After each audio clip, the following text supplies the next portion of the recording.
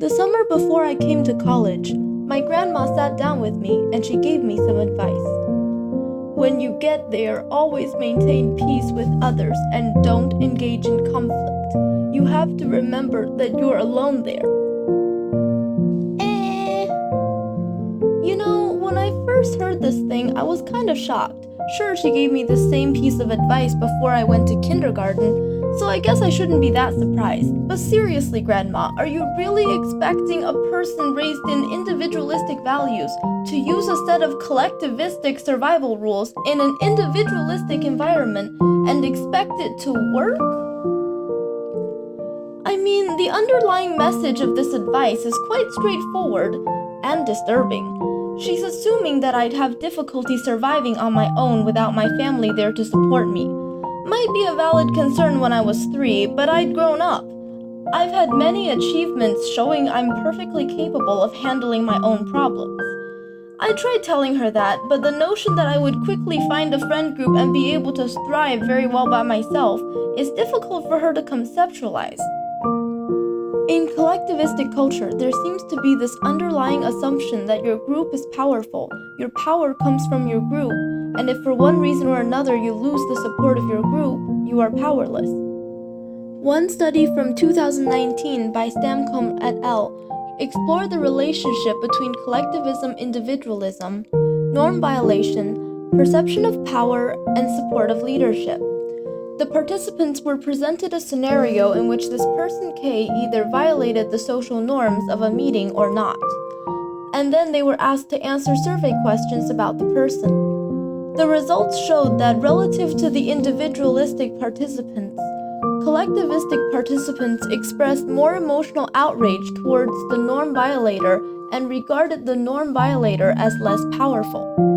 People in collectivist cultures are less likely to show support for norm violators, and they assume that norm violators are less supported by the group. Because collectivistic people tend to believe that an individual without group support is powerless, they go through great lengths to avoid going against established norms for fear of losing support of others. Sullivan et al. Conducted a study in 2016 exploring a concept called repressive suffering construal, which is interpretation of suffering as being caused by deviance and having the purpose of maintaining social order. It showed that collectivistic groups have higher repressive suffering construal, particularly the teleological component, meaning that they are more likely to think that suffering is necessary for maintaining social order. What this means is that people from collectivistic cultures tend to search for a meaning or lesson from the suffering of others, and more often than not, that lesson is don't deviate from the norm. This results in a reinforcing cycle where people who believe that they are powerless alone tend to collectively oppose deviant individuals, and with more opposition, individuals who deviate from the norm have a harder time achieving their goals, further convincing the collective that you're powerless without group support.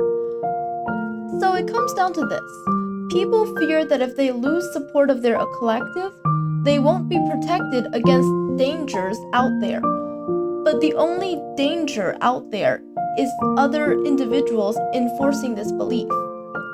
The belief that you are inherently powerless and need protection from a group can be quite restricting and destructive to individual potentials.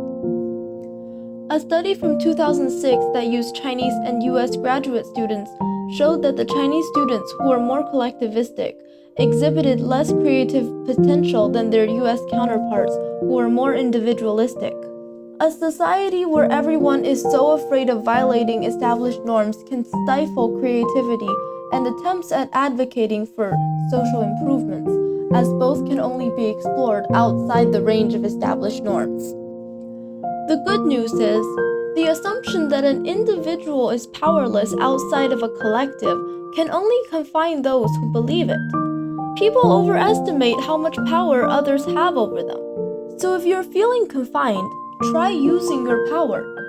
Make your own choices. Do something to change your situation, disregarding what other people say about it. I'm certain you will find you have more power than you realize.